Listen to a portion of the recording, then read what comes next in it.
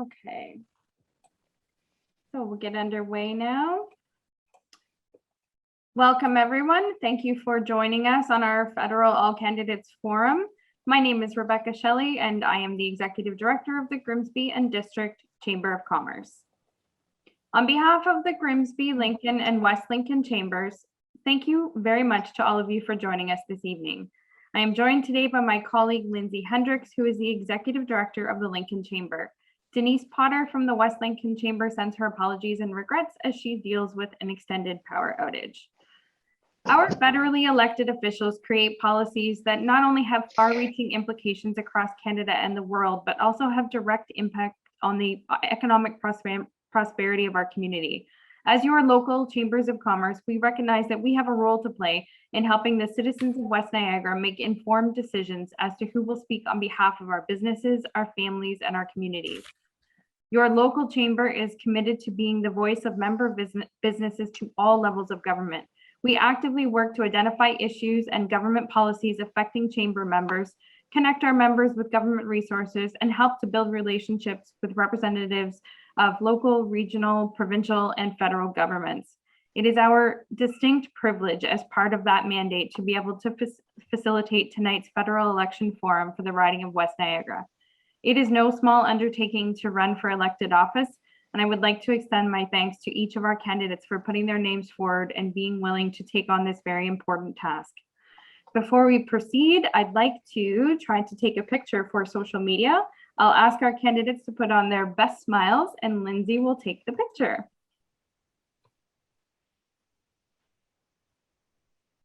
You good, Lindsay? All right. I always look awful. In order to maximize our time with the candidates today, we've broken our agenda into 4 sections. In the first section, our moderator will introduce the candidates and they will each provide opening remarks. During our question and answer period, the moderator will pose the question and the candidates will each be given approximately 1 minute to answer. Please note the questions have been submitted in advance and we will not be taking any questions live during the event. At the conclusion of the question period, the candidates will be given the opportunity to give their closing remarks. We'll conclude the event promptly at 7:00 p.m. We've got a lot to cover and I want to make sure that we stay on schedule. So at this point, I would like to introduce our moderator for the evening, David Brown. David grew up in Mississauga and after university worked with the Committee of Adjustment Office at the City of Mississauga. In 1999, he started a land use planning consulting practice, which he operated for 20 years, including 2 years with a custom home design firm in Mississauga. David moved to Jordan Station in 2017 and opened a bed and breakfast with his spouse, Diane. David recently completed a 2-year appointment to the Ontario Local Planning Appeal Tribunal. David chaired the Traffic Safety School in Mississauga for 10 years and was a recipient of the Dr. Arthur Wood Award for his service and dedication to student safety in Mississauga. He also received a Civic Recognition Award on 4 occasions for his volunteer work in the community. David has been actively involved in politics for 3 decades, holding numerous campaign positions from chairman to CFO to candidate in Greater Toronto, Hamilton, and Niagara areas. David has been a member of the Lincoln Chamber of Commerce since relocating to Lincoln and is an active member of the Government Relations and Advocacy Committee with the Lincoln Chamber. David, thank you for joining us. We'll turn it over to you to get started. Great, thank you, Rebecca. And thank you to everyone for joining us. Thank you to our candidates who are here this evening with us. I would like to let everyone know that the People's Party of Canada candidate, Shauna Lee Dirksen, has advised us that she has a conflict this evening and was unable to join us. And just prior to the debate this evening, we were contacted by Mr. Ian Bingham, the Liberal candidate for Niagara West, and he advised us that he will not be joining us this evening.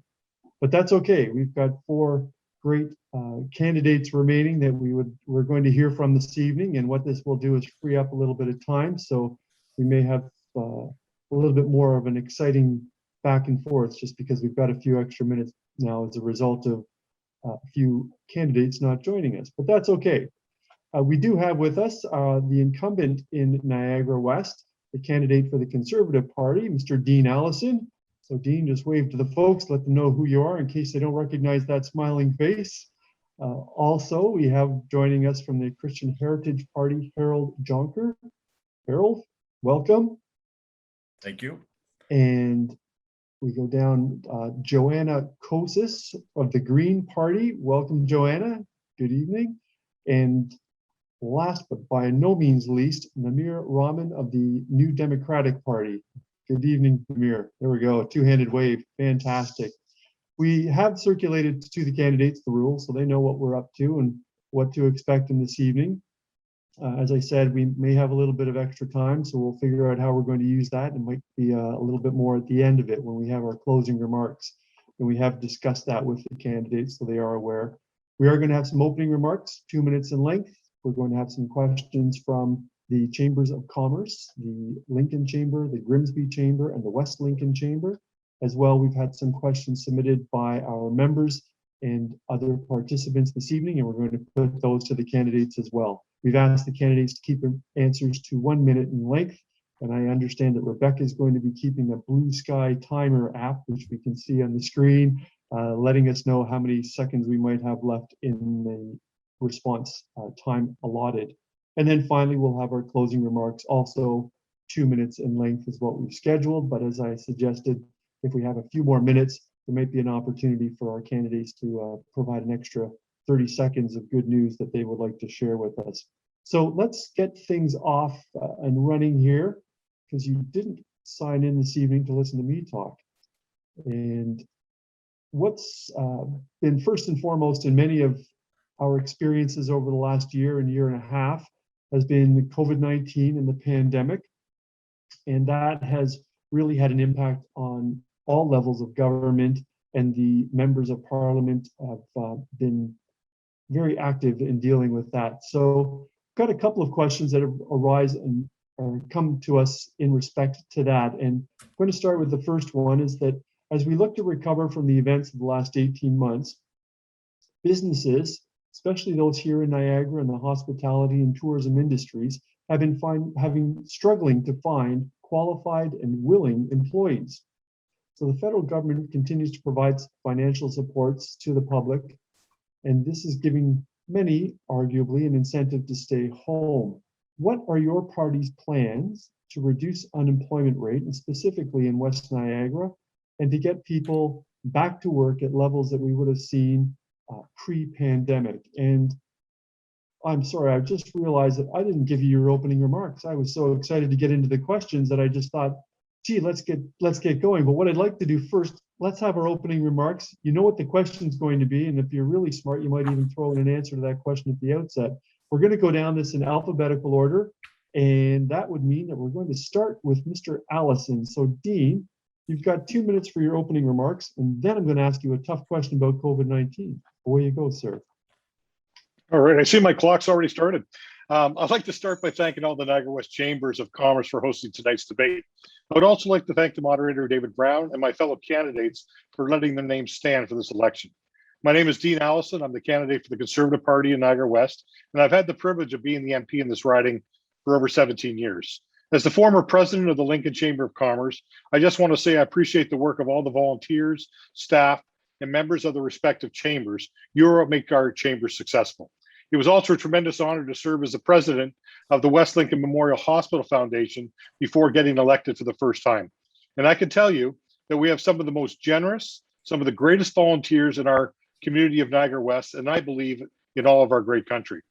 We were able to raise, through the generosity of the community, over $12 million. And that money is going to go towards a new West Lincoln Memorial Hospital when the shovels finally go into the ground next year. For those of you that aren't familiar with our conservative leader, Erin O'Toole, let me give you a quick introduction. Erin grew up in Bowmanville in a middle-class family where his dad worked at General Motors for many years. His mom and his stepmom were teachers. Unfortunately, Erin lost his mother to breast cancer when he was only 9 years old. Erin would eventually end up graduating from Royal Military College and would then fly in the Royal Canadian Air Force for 12 years before entering the private sector as a lawyer. Erin is married to his wife, Rebecca, and they have 2 children. He has continued to serve his country by becoming a member of parliament when he was elected in a by-election in 2012 in the riding of Durham. He went on to serve as the Minister for Veterans Affairs in our Conservative government. Aaron O'Toole is a regular guy who understands what families must deal with each and every day and what the value of a dollar actually means. That is one of the many reasons I believe he will make an excellent Prime Minister on September 20th. Thanks. Thank you, Dean. Harold, we're going to come to you next. You've got 2 minutes. Yeah, hello. I would like to thank everybody as well that organized this evening to take time to do this. Is not an easy task for the directors of each of the chambers, as well as Dave. Thanks for being here and hosting this with us. I also would like to thank the candidates for being here. It's always enjoyable to see some familiar faces and some new ones. Let me just introduce myself. I'm Harold Jonker from the Christian Heritage Party, a father of 13 children. Yes, I said that, 13 children. My wife and I have been blessed, and we are very thankful for what they bring into our lives. We have been in Niagara region since the day we got married, and have enjoyed the various aspects of the community there, as well as living in the rural country there in West Lincoln. I have been involved in a trucking business pretty much all my life. My father started it, and we took it over with my brother and brother-in-law 8 years ago. And also I've been involved with leadership roles in my church. Been on a school board for 6 years in Hamilton. I've also served as a counselor of West Lincoln for the last 2.5 years and have really enjoyed that task. And I've also been involved with the West Lincoln Chamber of Commerce as the liaison to the township. So thanks again for having everyone here. Just a quick thing about the Christian Heritage Party. We are the only party that is willing to stand for the unborn, to defend the rights of the elderly, as well as the freedoms that are being taken away from us due to COVID, that are affecting us in so many negative ways. Thank you. Thank you, Harold. Joanna Kosis. Thanks, Dave. I'm Joanna Kosis. I was born and raised in Beamsville, the territory of the Haudenosaunee and Anishinaabe people. And I'm really glad to be able to speak to friends and neighbors from Grimsby and Lincoln and West Lincoln. I grew up in Beamsville, but I attended high school in Grimsby and spent many fun nights at parties in Smithville. So I'm very familiar with all of the communities. I was born and raised on a farm in Beamsville by an immigrant farming family. That farm eventually became a small business, Mountain Road Wine Company, and we were participants in the Lincoln Chamber of Commerce and appreciated everything that they did for us. I'm also a mother and a community activist, and I'm running for the Green Party in Niagara West because I really love this community. I currently work at the University of Toronto in the Urban Planning Department, where I do research on climate issues and social justice issues. And my community activism in Niagara includes fighting to oppose a toxic waste dump in Lincoln, fighting to save the West Lincoln Memorial Hospital, supporting migrant workers. I'm also on the board of the Lincoln Library, and I served as the chair of the Diversity, Equity, and Inclusion Working Group for the Canadian Evaluation Society, among other things. And while many of my contemporaries have chosen to leave the region and move to bigger urban centers, because let's face it, values like equity, diversity, and sustainability are a bit of a tough go in West Niagara sometimes, I love this community, and so I've chosen to stay and fight for those values. I hope I can count on your vote so that I can continue this fight. After years of inaction from Conservatives and Liberals, it's really time for a change. Thank you, Joanna. You even had a few seconds to spare, so see if we can cash in on those a little later. Namir from the NDP, the floor is yours, sir. I think you might be on mute, Namir. I'll happily take Joanna's few seconds. Ladies and gentlemen, my name is Namir Rahman. I am the NDP candidate in Niagara West. And before I get into who I am, I just wanted to take a moment to acknowledge just the past year that we've had and how difficult it has been for all of us as a community. The sacrifices that we've made, voluntary and involuntary, and the losses that we've grieved over the last few years, over the last few months. It hasn't been easy, but this is why we're here. We're going to try and figure out our path through it and our path and what we're going to do after it. A little bit about myself. I live in Grimsby. I've lived here about a decade with my wife and kids. I'm an immigrant. I was born in Bangladesh, and I've kind of bounced around all over the country, having spent a couple of years out in Alberta too, which is where Harold is right now. I've been a policy professional all my life, or all my working life. I've worked at the Alberta Legislative Assembly. I've worked as a policy advisor, a senior advisor with the Ministry of Energy. I'm currently working with a regulatory agency. And in that capacity, I've gotten to see the best and the worst of government, and literally the best, and sometimes on occasion the worst. But in that role, I've done things like land legislation, land regulations, aid in interprovincial labor mobility negotiations, done some interesting and fascinating things. And it just makes me excited about the future of Canada, because there's a lot that's on the go that people don't necessarily see. Within Grimsby, I'm the chair of the advisory committee for the Grimsby Museum. And prior to this, I was the vice chair for the Grimsby Economic Development Advisory Committee, GDAC. And I've proudly been involved in my community. And the nice thing about Niagara, and especially in Grimsby, is that having bounced around between two continents and two provinces, I landed in a true community, and that you can feel door to door when you go out.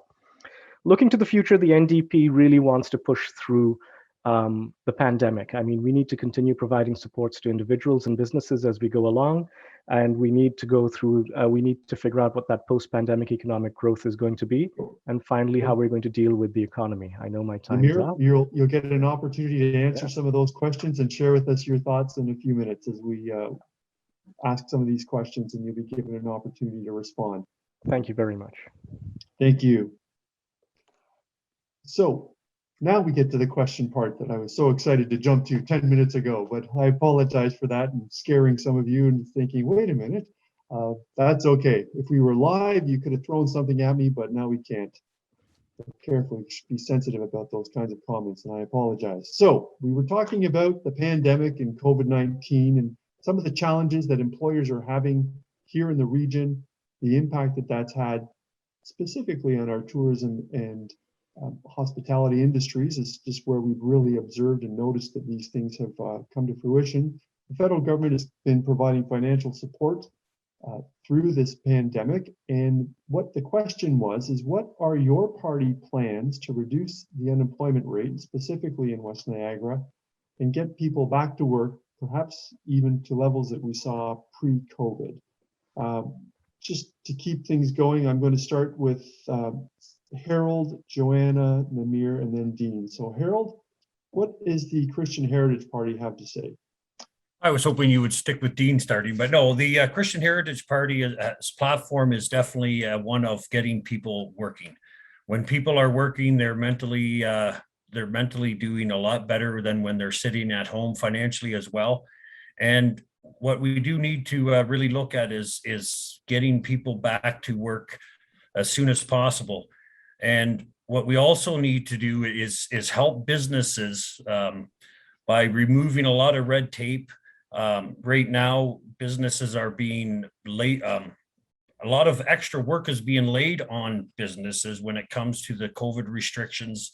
And a lot of this is unfair to the businesses, and a lot of that stuff needs to be removed. So that's one of the biggest things I think we're facing right now is what COVID is doing is causing a lot of extra work for businesses and not helping them to actually get back to work. Thank you, Harold. Joanna. Thanks, Dave. The residents of Niagara West want careers that value their skills and encourage their creativity, not precarious jobs that don't cover their bills. And the reality in Niagara West is that between housing affordability issues and the complete lack of transportation transportation infrastructure, that's a mouthful, it's really difficult to live and work in Niagara unless you have a very stable, high-paying job.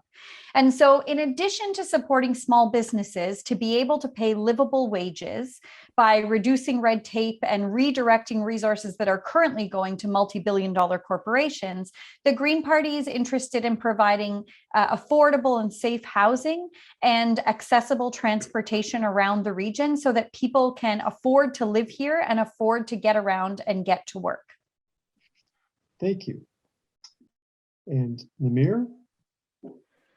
I think the quickest path to reemployment or pre-pandemic employment is to get through the pandemic, and we're not past that yet right now. I mean, we need to continue providing individuals and businesses the supports that we need to help them get through this. And I understand the restaurant industry is in a tight spot right now, but there's not that much that we can do until we're through the pandemic. So that's our focus.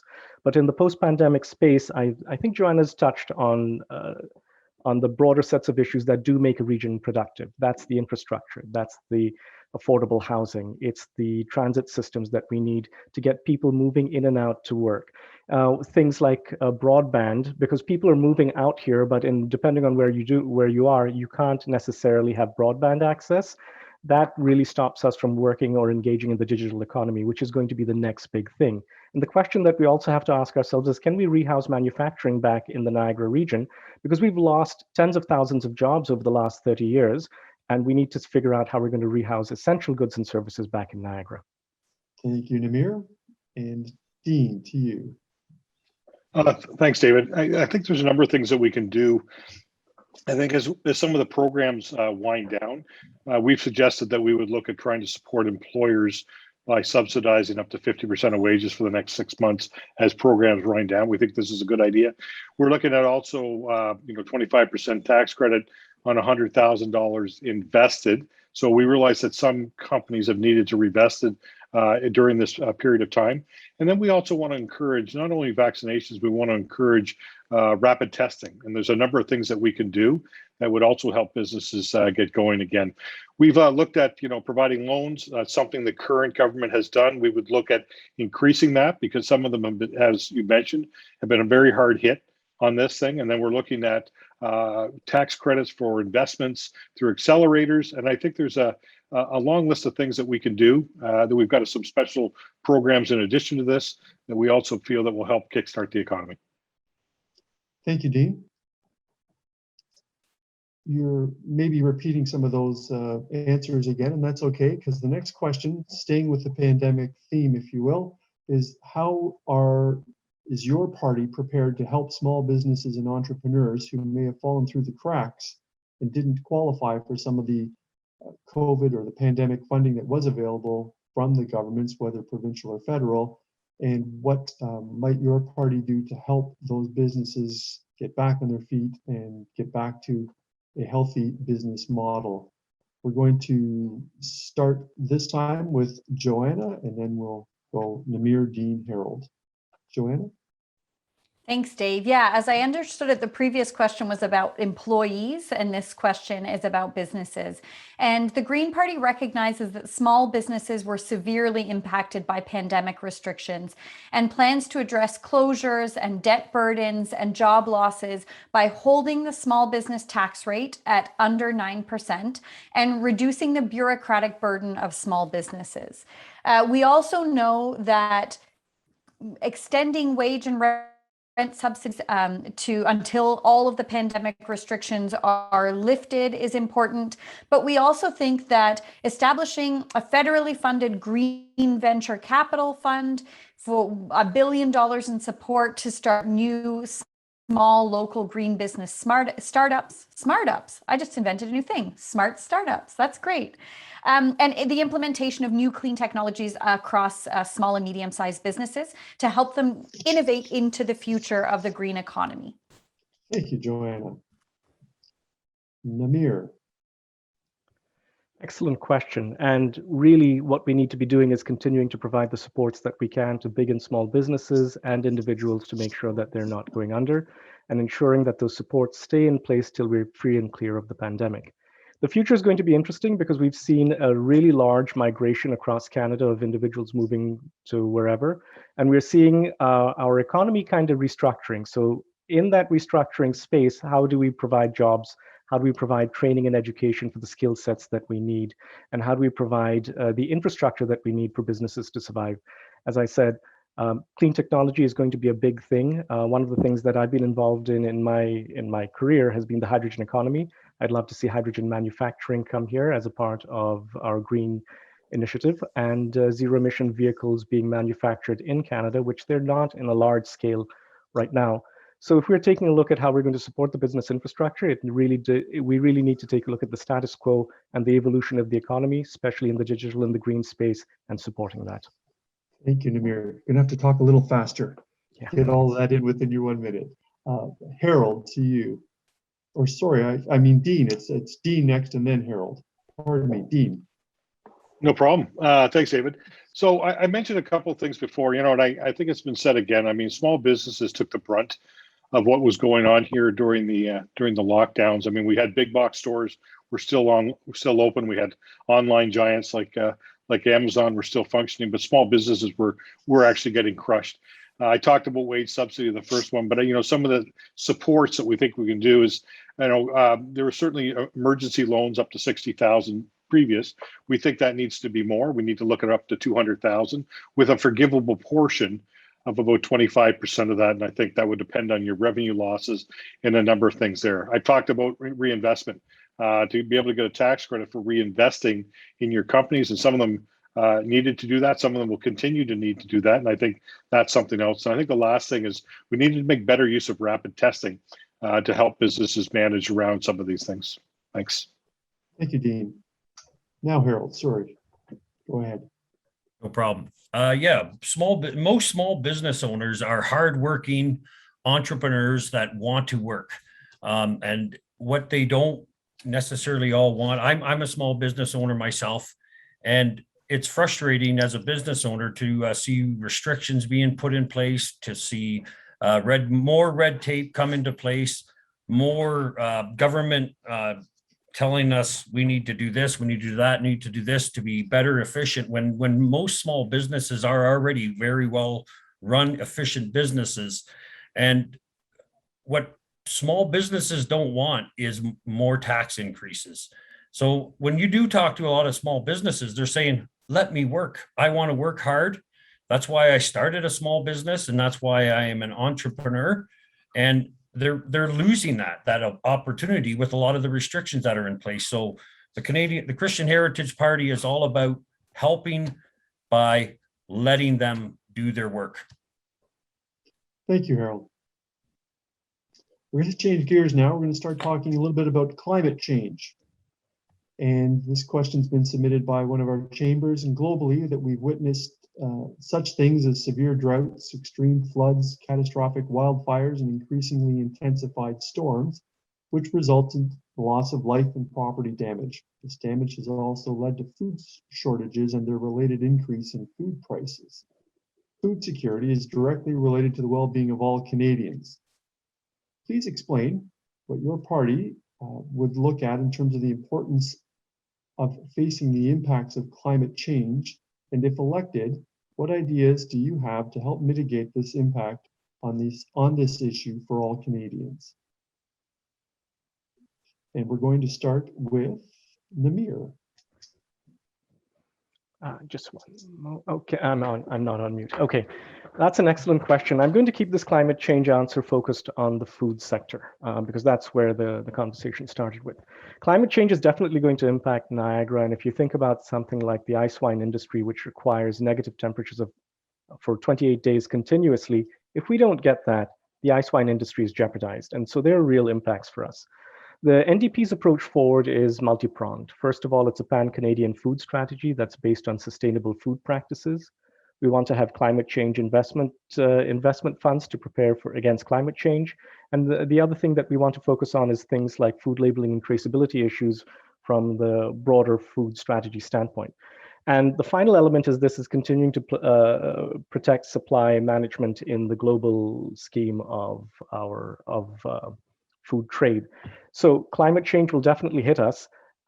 We've got a plan in terms of how we're going to provide funds for that, but the real aspect has to be tackling climate change before it gets that bad. Thank you, Namir. Dean, to you. Yeah, thanks, David. So we have a number of things in our platform that we're going to look at. I'm just going to mention or highlight a couple of them. The first is a personal low carbon savings account. So every time that you're looking at purchasing fuel or something that will have a carbon tax on it, we'll put that in a saving account, which you can then use to invest in greener technology and greener infrastructure personally. The second thing that we're going to also look at is the practice and banning the practice of dumping raw sewage. We had done this for a number of years, and it wasn't allowed to happen. And after Mr. Trudeau got in, one of the first things that was allowed to happen was the millions and millions of liters of raw sewage that were actually dumped into the St. Lawrence.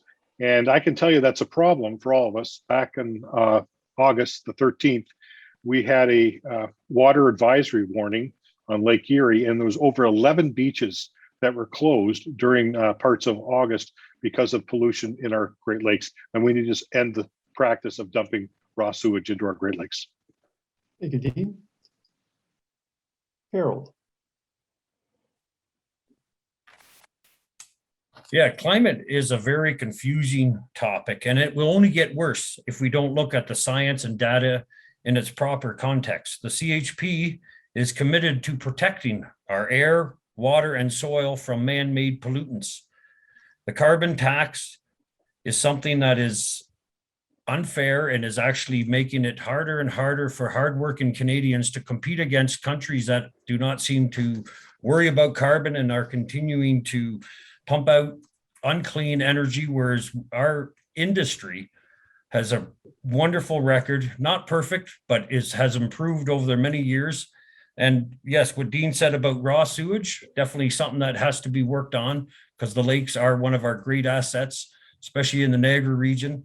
And we need to protect what we have, but in proper context with proper science. And it's not easy, but it's something that can be done. Forest fires have gone down, not up, actually. Thank you, Harold. Joanna. Thanks, Dave. As somebody who's dedicated a good chunk of their life to doing academic research on climate change, I think it is really important to pay attention to the science and to make sure we know the difference between things like climate change and weather patterns and pollution, which are not the same thing. The Green Party's plan to get us into an economy based on renewable energy will deliver a just transition for workers.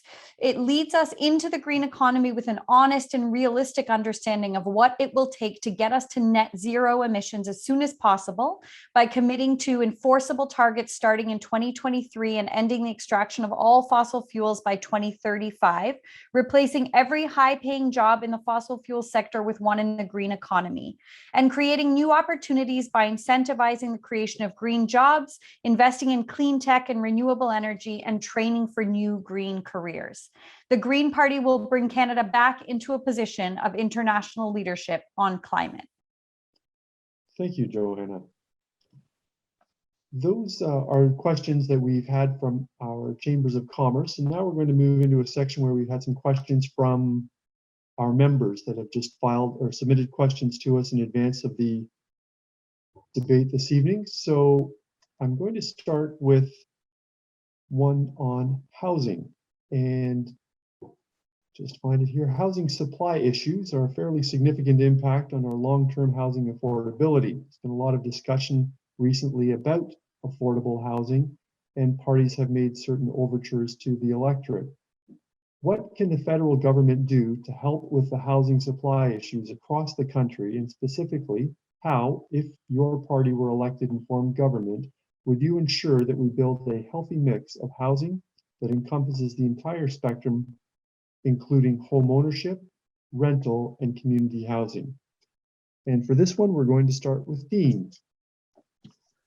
And David, you actually want us to answer all of that in 60 seconds? That's kind of not fair. That's three different topics. That's okay. No, listen, that's a great question. You know, and we've committed to do a number of things. The first one is we'll ban foreign ownership for the next 2 years for foreign owners coming in and not moving into their houses. They've tied up a ton of stock in major cities. I realize that's a big issue around Vancouver, Montreal, and Toronto. Second thing we'll do is we'll look at a number of the government properties, over 37,000, and we will set aside 10 to 15% of those buildings and look at a way for us to make sure that we're able to convert some of that to condominiums, rental housing, et cetera. And the third thing, because I'm running out of time, is that right now, if you own a house for rental and you sell it, you have to pay capital gains. What we're suggesting is a moratorium so that you could reinvest that money into additional rental housing. And that's sometimes why people don't continue to build up. So, go from 4 units to 8 to 16 is because of the tax implications. We think this would be a huge way for people to actually take that money they've invested and reinvest it, as long as there is a reinvested it in more rental housing. We think that'd be a great idea. Thank you, Dean. Gave you a little bit extra there, and I'll give out the other candidates a little extra there because it is a big question and it is a big issue facing Canadians. So, Harold, the floor is yours, sir. Oh, I got you on mute, Harold. We'll have to start you over. Yeah, technology. There we go. Owning one's own house is perhaps one of the highest priorities of most Canadians. And in some of the largest cities, it's been coming harder and harder. And what Dean has said is so true. Foreign investment needs to be put under, needs to be controlled a lot better, needs to be looked at, and how we can ensure that Canadians are having an opportunity to buy homes. Also, when it comes to red tape, I sit in the West Lincoln Township in the council there, and one of the things you're always dealing with is how to make it easier for people to build homes, and as well as streamlining getting homes built, but also promoting density within reason. In small communities, it's not always what some people want, but it's something that it's going to need to be looked at, and it has been, and infrastructure needs to support that growth. Thank you, Harold. Next is Joanna. Thanks, David. Yeah, I think it's important that we understand the different aspects of the housing affordability crisis right now, because home ownership is something that is very widely promoted by the Liberals and Conservatives, but really aimed at the middle class. And it misses a whole sector of our demographic in Canada that either it can't aspire to home ownership or doesn't want to because they value mobility, whether it's labor or personal mobility, over being rooted to a specific place. The Green government will declare an immediate housing affordability emergency, establish a national moratorium on evictions, create national standards to establish rent and vacancy controls, and strengthen regulations to limit not only foreign investment, but also domestic predatory practices in the residential real estate market. And most importantly, a Green government will reinvest in affordable, nonprofit, cooperative, and supportive housing, because not everybody does want to own a home and not everybody can immediately own a home. There are many buildings in Niagara West that would benefit from these sorts of strategies, like BDSS, which has currently come on the market.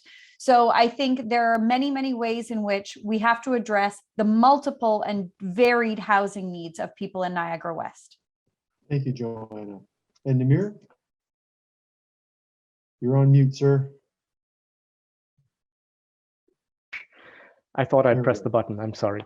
It's an excellent question. And one of the amazing things about the current government's approach to housing is that it ignores almost all of the different housing aspects or options, including rental, cooperative, etc. And the NDP's approach is to take a multi-pronged approach. 500,000 units of affordable housing across the country. We want to make it easier for cooperative housing to be built and provide funding for that to happen. We want to support rental units. And I do believe, even though it's not a federal issue, gentle densification is something that will have to be considered as we move forward. And a big part of our focus will also be keeping the flippers and the foreign investors under control, or preferably out of the market, because they are not utilizing the housing stock. They're driving up the cost of that. So that multi-pronged approach for different types of housing, whether it's social housing or private ownership, is, I think, the appropriate way to go for us to find a balance in our housing market and housing affordability. Thank you, Namir. Look forward to seeing what the future holds with respect to housing. It's going to be a challenge for us for some time, so we'll look forward to that. Agreed. We're going to now talk a little bit about childcare. And the question comes to us that childcare has reached high priority on the national agenda and is highlighted throughout the pandemic that women have carried the burden of childcare duties at the expense of their careers, their income, and their employment opportunities. So the question is, how is your party going to support childcare in Niagara in order to build a robust, accessible, and affordable childcare system for all families? And we're going to start with Harold, then Joanna, Namir, and Dean. Harold, go ahead, sir. Yeah, childcare is a thing that I know quite well, and it's a blessing to be able to do that with your wife. And parents are the best and caregivers for their own children, and we need to look at why women need to go out and work. We need to have it so that women can, if they choose, stay at home and raise their children, because it is a beautiful task. And we need to also insist those who do want to go out, but in a fair and way for every woman out there that it's accessible to them all. Thank you, Harold. Next up is Joanna. Thanks, Dave. I'm just going to take a deep breath there. That's hard to hear, Harold. I can't lie. Suggesting that parents are always the best caregivers and that mothers should stay home, I find personally offensive, I've got to say. Women do facts are facts. I'm speaking now, though. Yes. Disproportionate amounts of unpaid labor in terms of care, whether it's caring for children or for aging loved ones. And the Green Party recognizes that even though most women have the legal right to seek childcare and leave the home, often it's not a reasonable option. So when it comes to the financial aspects of it. So the Green Party is willing to dedicate additional resources to make universal, affordable early learning and childcare an actual reality, improving and strengthening parental leave for both parents and including care for elderly family members as well, increasing federal childcare funding and eliminating the GST on the construction costs related to childcare facilities. Because if spots are affordable, that's great, but if there are not enough of them, that doesn't help us. And ensure equitable access to high quality, culturally appropriate childcare for First Nations, Inuit, and Métis children particularly. Thank you, Joanna. Namir. Excellent question. So the NDP wants to provide $30 billion towards creating as many childcare spots as necessary at $10 a day. This is a fundamental thing that we've been campaigning on for years and years and years. And as Joanna said, women face the disproportionate brunt of childcare and they're forced out of the workplace, sometimes unfairly. And by the time they get back, skills have atrophied or they have to take a lesser position for what they were trained. It's an issue of fundamental fairness. So our plan is to open up affordable childcare coast to coast. This is something that the Liberals kind of stole from us recently, and they've been signing agreements. So moving forward, we would honor any Liberal agreements that have been put in place, and we would work collaboratively with any other provincial government in getting the appropriate number of childcare spots available. The fact of the matter is, if you're paying childcare, chances are you're paying as much as a mortgage right now, and that's not right. Thank you, Namir. And to you, Dean. Thanks, David. One thing we know is that two principles will guide our actions. The first one is that we need every family is unique in how this works, and those that need it the most, we need to be more generous with. And I've certainly seen that in a rural setting like Niagara West, where the needs in Grimsby are different than the needs in a place like Wainfleet and the accessibility to childcare. So what we will do is look at a refundable tax credit, and we'll cover up to 75% of the cost for childcare based on income. So those that are earning less will be able to get more in terms of that. It will help them out in a bigger way. And then, of course, if your income is higher, then we also realize as well that you probably would require less. And the challenge is for one size fits all. It is challenge for in rural ridings where access to centers is somewhat different than living in cities like Toronto and Montreal and Vancouver. So, Thank you, Dean. Thank you to all the candidates for your answers on that. We've got a wide range of views in terms of how the childcare can be dealt with at the national level. And I note that it's the national level because a lot of that does fall on the provincial levels, but having that leadership provided at the national level can be very helpful, if you will, at the provincial level. We're now going to talk about the Indigenous Truth and Reconciliation Commission. And there's been a lot of coverage of this, and a lot of things have happened in this country in respect to the truth and reconciliation with our Indigenous Canadians. And I'm going to ask, how would your party prioritize this matter, and what would you do to implement the recommendations of the commission going forward? And we're going to be starting with Joanna, then Namir, Dean, and Harold. So Joanna, when you're ready. Thanks, Dave. This is a really important question. And I think while in Niagara West, often we think it doesn't particularly apply to us and isn't particularly relevant, how a party addresses this question speaks volumes about their values. The Green Party is committed to establishing a nation-to-nation relationship with Indigenous communities in Canada. That means fully implementing all of the recommendations under UNDRIP and starting to act on the calls to action from the Truth and Reconciliation Commission. This includes upholding fiduciary responsibilities, honoring treaties, and respecting the rights of all Indigenous people, not taking them to court for speaking their truth about residential school experiences. It includes working towards creation of an Indigenous Lands and Treaties Tribunal, immediately implementing land claims agreements that have already been negotiated, formally repudiating the doctrine of terra nullius and the doctrine of discovery and all other doctrines of superiority that make governments believe that they have the authority to impose on and oppress Indigenous communities. Thank you, Joanna. Namir. The reason why we keep on talking about this is because year after year, nothing gets done. So the NDP's commitment is really simple. It's to push forward on all the recommendations of the Truth and Reconciliation agreement findings. It's to implement UNDRIP fully. It's to implement Jordan's principles so that we've got equitable health care and education access for children.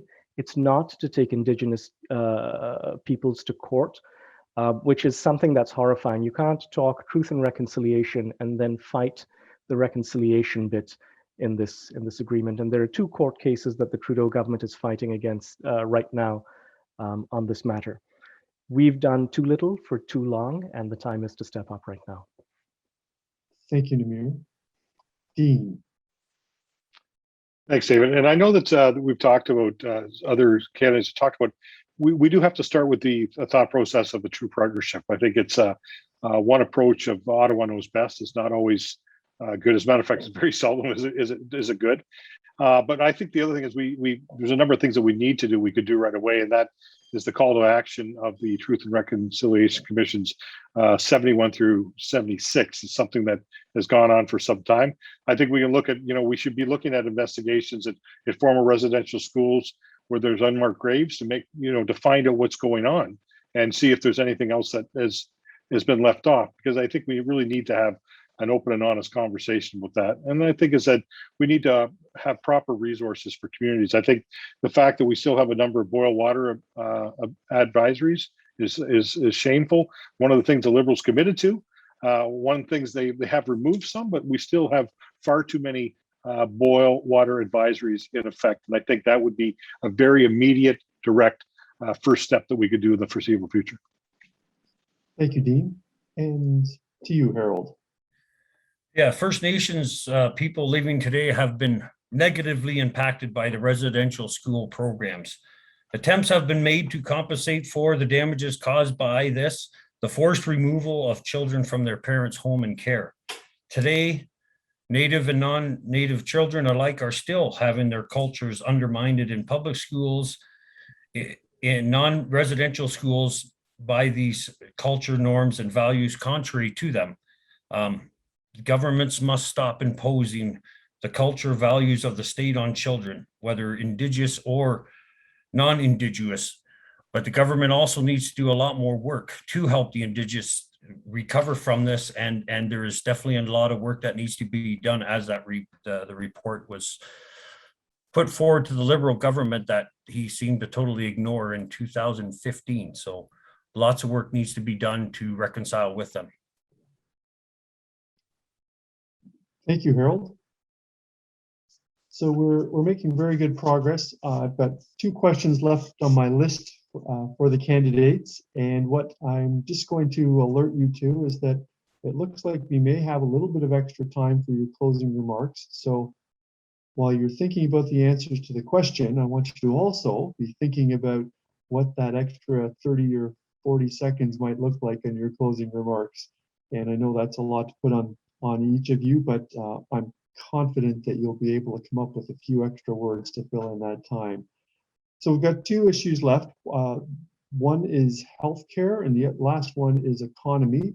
The healthcare question is, over the past 18 months, the pandemic has put considerable strain on healthcare systems across the country. As we look to the impact on healthcare here in West Niagara, and the toll that it has taken on our frontline workers, our nurses, our doctors, and all of the other workers that support that service, what is your party's plans, or what are your party's plans to help the provinces deal with the impact of this pandemic and ensure that we have a good, stable, and responsive healthcare system going forward? And we are going to start with Namir, then Dean, Harold, and Joanna. It's an excellent question. Thank you for that. As most people know, healthcare is modern day Canadian healthcare is the creation of the NDP coming out of Saskatchewan under Tommy Douglas. And our commitment is to continue supporting it. I mean, in terms of the dollar investment, we're looking at about $68 billion that we'd like to put additional towards healthcare. It'll be covering a few planks, including universal prescription drugs, long-term care, home care, dental and mental health services. But the key element over here is that collaborative relationship between the federal government and the provincial government.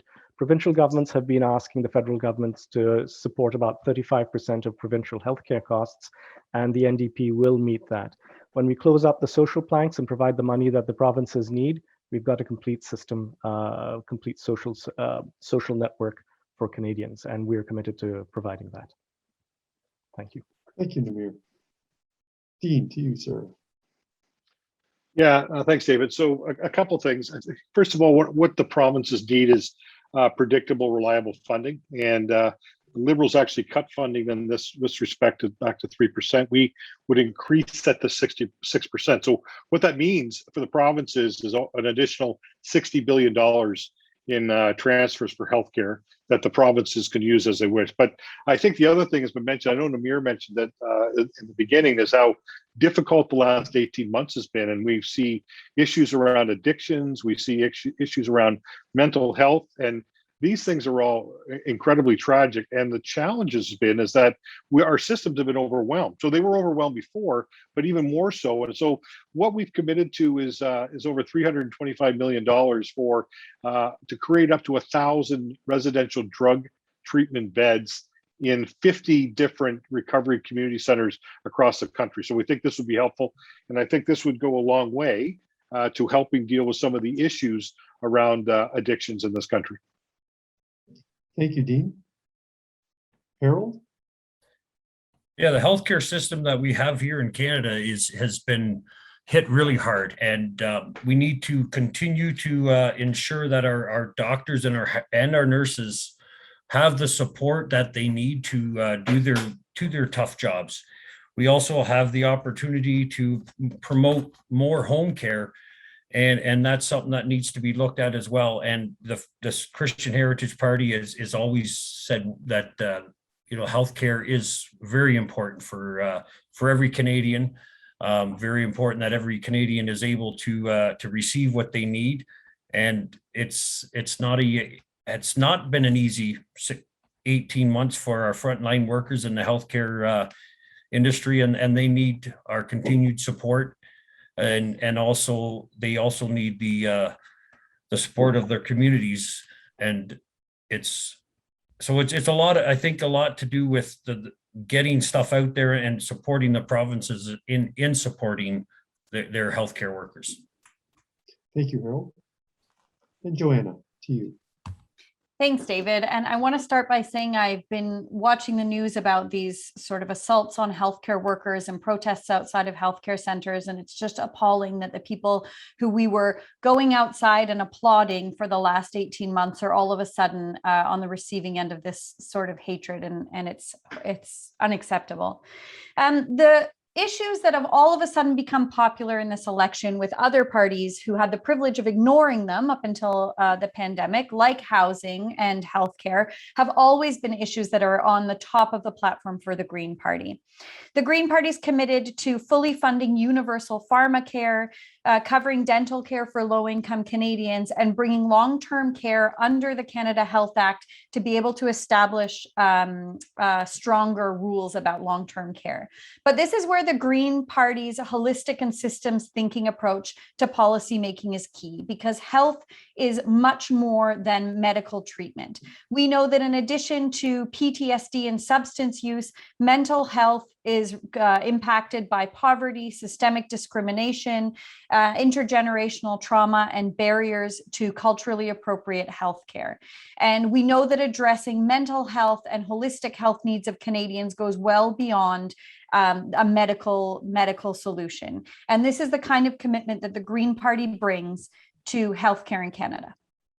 Thank you, Joanna. Thank you to all the candidates for your response on that. And our last question for the evening is with respect to the economy. And one of the things that I always enjoy at our LinkedIn Chamber of Commerce events, which we haven't had the ability to do in person for quite some time now, we're looking forward to that opportunity soon. But I get chatting with some of my fellow members, and we always talk about how are we going to pay for all of this. So we've heard lots of, I'm going to say promises, lots of platforms, lots of ideas, lots of things that the different candidates have put before us this evening. And then the question that always comes up is, how are we going to pay for all of this? So I'm going to give each candidate an opportunity just to explain some of their economic policy planks in terms of how they're going to look after the finances of our country to ensure that we have the money in the bank to pay for many of these different programs and promises that have been made here this evening. We're going to start with Dean, then Harold, then Joanna, then Namir. So Dean, the floor is yours. Thanks, David. So, a couple different things. Right now, we're spending in excess of $427 million a day, in excess of what we're taking in. So I think we understand that this is not sustainable in the long term. We also understand we've just come through a pandemic, which quite frankly has made it difficult for everybody. There was emergency programs that were needed and required. And I believe that we still are going to need some of that as we move forward. So the conservative plan is that we should try and get back to balance in the next 10 years. There's not really any thought process of the other parties to ever get back to balance. So I think that's troubling. Because at the end of the day, it's our kids and our kids' kids that are going to have to pay this back. And so I think the programs have been warranted. I think we need to continue to offer supports to people that need it in the short term, but we've got to look at ways as people get back to work in a way that we can reduce what we're spending so that at the end of the day, we have some balanced budgets. And as I said, we would take over a decade to get back to that spot. Thanks. Thank you, Dean. Harold. Yeah, thanks for the question. You just took away a little bit of my extra closing remarks, but that's okay. I'll use the time here. But yes, that's what I was going to mention is we're listening to every party here say, we're going to do this, we're going to do this, we're going to give this, we're going to spend. Well, guess what? The buck will stop. And I think that's where regular Canadians do need to hear as well, that Yes, we expect our government to support us, to help us in times of tough times, but when it's not tough, why do we continue to run deficits? Even the Harper government ran a deficit continually the 8 years or 9 years they were in power. So we need government to cut deficit, and the Christian Heritage Party has is in their platform is to cut deficits, to actually make it so that you can't run a deficit unless we are dealing with a war or a natural disaster of great significance. Because at the end of the day, what we're doing is we're stealing from our future generations to pay for today. And it's costing us, as Dean said, a lot of money, that if we didn't have to pay all the interest on our debt, we could be paying for some of these programs. So get our debt down like a mortgage is what needs to be done. And that's what the Christian Heritage Party will do. Thank you, Harold. Joanna. Thanks, Dave. I think if you're worried about the economy, if you're worried about the cost of living, your tax dollars, or running your business, you really have to be worried about climate change, because it's costing us money now. For every $1 that's paid out by insurance companies for climate disasters, $3 to $4 are paid out by the government, homeowners, or business owners. And so if you think that climate change is not costing you money, you're wrong. And if you're worried about what it's going to cost to address climate change, you should see what it's going to cost us if we don't address it.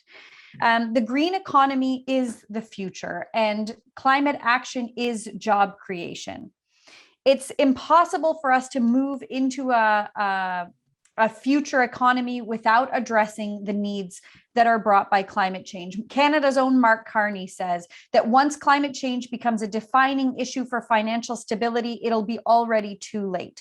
So if we keep waiting for the Liberals and the Conservatives to find a compelling business case that finally pushes them to act on climate change, we've already lost. The Green Party is the only party that will do what it takes to get us into a stable green economy in the future. Thank you, Joanna. And Namir, the last word goes to you, sir. That mute button again, sir. Gotcha. There we go. Yes, we are at a defining stage in Canadian history where we're coming through a pandemic. We've been forced online. We've got digital services, and we're now trying to figure out how we're going to push forward. And the NDP's thinking is that we have to create the future, and creating the future means that you invest in people, your infrastructure, resources that we need to get us through the pandemic and out of it. And that does mean additional expenditure. And to that end, we see $145 billion in additional expenditure in year one, down to a deficit $53 billion in year two, $34 billion in year three. It seems like a lot, but it's a little cost. The cost is small for that transition. One of the things that we've talked about, and quite proudly actually, is the 1% additional tax for the ultra rich, which is people who have $10 million and above in assets. And that we know will bring in $60 billion over the next few years. That's a fair amount. Trudeau calls it unlimited zeal in his press statement, but we think that that's a fair amount that goes towards building Canada back and up and better for the future. So that's our position in terms of spending and deficits. Thank you, Namir. And thanks to all the candidates that joined us this evening. I hope those that have tuned in and those that might check us out on YouTube a little bit later will get some insight as to what our candidates are thinking. It's unfortunate we couldn't have everyone here, but that's the way it is. We had four very willing and gracious candidates with us this evening, and all of you are to be commended on the work that you do and the willingness to put your name on a sign and on a ballot. It's no small task, and I do appreciate that. I've had that experience myself, so I know what you're going through, and I encourage you to keep up the good work. We've got 1 week left, and the polls close at 9 tonight, so anyone who's listening that hasn't voted yet at the advanced polls and would like to beat the rush on election day, because you don't want to stand outside and just in case it's raining, the weather's pretty good right now, you should be able to make it to the poll before 9 o'clock. We were talking just before the all candidates meeting with some of the candidates, and I think Dean was saying that he snuck in the other night at about 10 to 9 and there was no one in line. So you might want to just stick that in your cap and think about it, because if you can get there this evening, you might be able to get in and out in no time flat. So do Dave, get out can and we- vote, though. That's Sorry. very important. Can we also remind people that tomorrow's the deadline if they need to order a mail-in ballot? Joanna has just reminded us all that if you need to order a mail-in ballot, that tomorrow's the deadline. I can tell you that our youngest son, who's in university, he got his in the mail and he's filled it out and it's stuck back in the mailbox. So Nice. that's something that you might want to consider if some folks aren't able to be in town on election day or advanced poll day, which is today.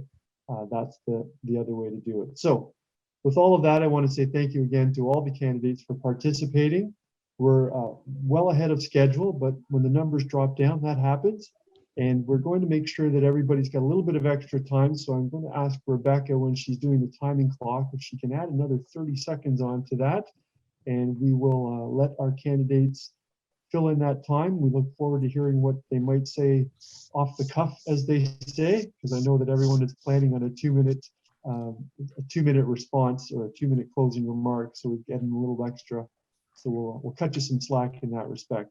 What we're going to do is go in reverse order to how we did our introductory remarks, which means we'll be starting with Namir, followed by Joanna, followed by Harold, followed by Dean. So Namir, when you're ready, sir, we'll Excellent. Thank you. clear off mute. I There we want go. to I want to thank all the chambers for hosting this. I want to thank everybody who's listening in and watching for doing so. You're truly engaging in your civic responsibilities as a Canadian.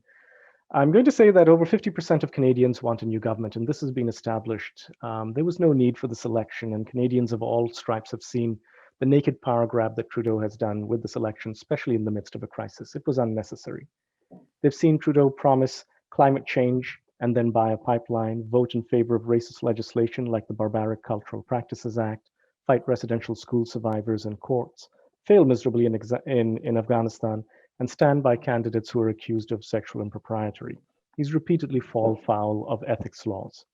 A pretty face can only take you so far, and the time has come when Canadians must demand action and not just empty promises. And I think over the last 6 years, we've seen a lot of empty promises. Unlike the Liberals, I appeal to all Canadians of Niagara West to vote for me, Namir Rahman, as your NDP MP. And I appeal for a government for all, one that stands for our collective Canadian values that'll take us to a better, brighter, and greener future. Thank you very much, and God bless. Thank you, Namir. And then that brings us to Joanna. Thanks, Dave. And thank you to all of the chambers for hosting us today. It's an absolute pleasure to be here. When people asked me why I would run for the Green Party in a decidedly right-leaning riding, I said, because I want to be able to take on Dean in debate. And so you've made my dreams come true. Here we are. I want to start by saying that the Green Party is the only party that's willing to do what it takes to effectively address the climate crisis. This transition is coming. The only question is how well the Liberals and Conservatives have prepared us for it. Ignoring the imminent change to a global economy without fossil fuels will not make it go away. It will only leave Canada behind in terms of market share for developing and producing the new technologies that we're going to need to succeed in this new economy. It will also leave behind many working families whose incomes depend directly on fossil fuel extraction and those whose incomes are vulnerable to the economic volatility that's going to come with being caught unprepared for this new reality. The Green Party will lead us into a position of global leadership once again. And it will lead us into a green, just economy by increasing carbon tax by $25 a ton per year between 2020 and 2030. We'll reduce waste by reducing the production of items that are made to quickly become obsolete and be replaced. It will protect Canadian businesses through a carbon border adjustment to make sure that Canadian companies that pay carbon taxes aren't at a comparative disadvantage with foreign companies who don't yet pay for their pollution. But I assure you that one day they will. We'll build a green infrastructure network, including national renewable energy and electricity grid, implementing green retrofits and changing building codes so that we can get to net zero by 2030. My name is Joanna Kosis, and I'm running for the Green Party. I'm running for the Green Party because I believe in the climate emergency, because I believe in science and evidence-based policy, because I believe we deserve more than what the conservative and liberal governments have been giving us over the past, I don't know how many decades. And because I believe that the future is bright and the future is green. So vote for me so that I can fight for you. Thank you, Joanna. You could have made your background go green at the end, would have been really impressive. Harold, your closing remarks, sir. I can't make mine go purple either, so, but Okay. yes, thanks again, everyone, for hosting Rebecca, Lindsay, and Denise. Hats off to the ladies that put this together. And we appreciate the extra work that has been put into getting this done. Thanks, Mr. Brown, for being the moderator. We are fortunate, I think, to be able to sit through a debate and to a certain degree get along. Joanna's story. What I'll say is one thing, and I brought it up when it comes to the economics. We are spending half of our wages supporting the Liberals, the Green, the blue, and the orange. When it comes to the promises they are making, we pay half of our wages in taxes, and that includes all levels of government. Governments are spending, promising to help us make it better. We need a leadership that is going to make tough decisions. We do need to make cuts. We do need to balance our budget. We also need to protect human life from conception to natural death. We need to continue to provide access to palliative care. We need to also establish conscience protection for all health workers. We are seeing the family under decay. A good solid family is a good solid country. When the families are healthy, your country is healthy. We also need to continue to defend peaceful, free speech for every Canadian, protect Canadians from violent ideologies, and promote economic freedom and freedom from debt.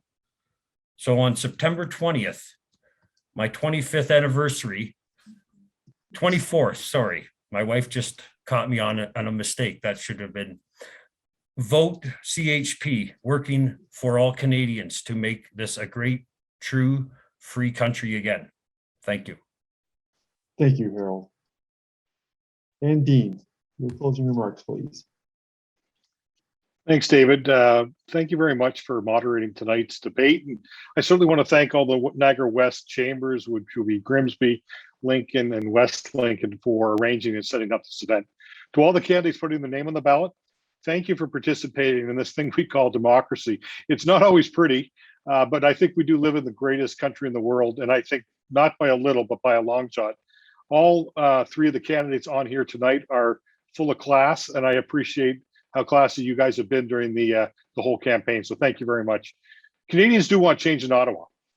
We can't have more of the same liberal corruption, incompetence, division, and scandals. We've seen the results over the last 6 years, and the results are disappointing.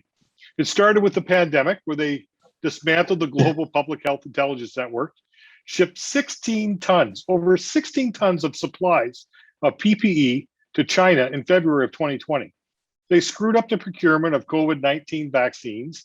They spent hundreds of millions of dollars on a secret, non-refundable cash payment to a Chinese pharmaceutical company for a vaccine that was never delivered. Think about that.